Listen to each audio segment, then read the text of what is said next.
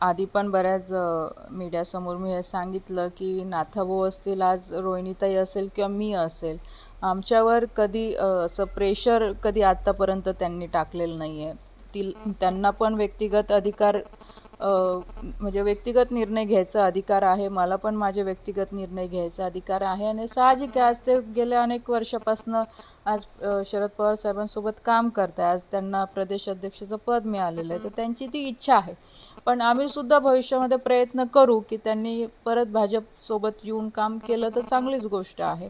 पण शेवटी आज तरी जे मी ऐकलं मीडियाच्या माध्यमातून, आज तरी मला त्यांची इच्छा दिसत नाही आहे. पण नक्कीच आम्ही प्रयत्न करू त्याच्यासाठी. बघा, शेवटी एक पक्षामध्ये, कोणत्याही पक्षामध्ये काम करत असताना एक आयडिओलॉजीला घेऊन आपण काम करत असतो. आज मी भारतीय जनता पार्टीमध्ये याच्यासाठी आहे कारण की मला भारतीय जनता पार्टीची आयडिओलॉजी आवडते.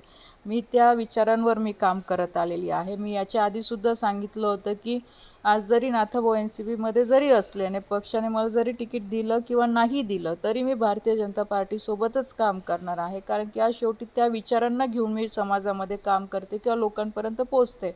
तर साहजिक आहे, आज रोहिणीताईंचं मत हे त्यांचं व्यक्तिगत मत आहे. आज त्यांना काय वाटतं शेवटी तेच त्या संदर्भात सांगू शकतात. पण तरी आम्ही भविष्यामध्ये प्रयत्न करू की जास्तीत जास्त लोक भारतीय जनता पार्टीमध्ये येऊन काम करतील.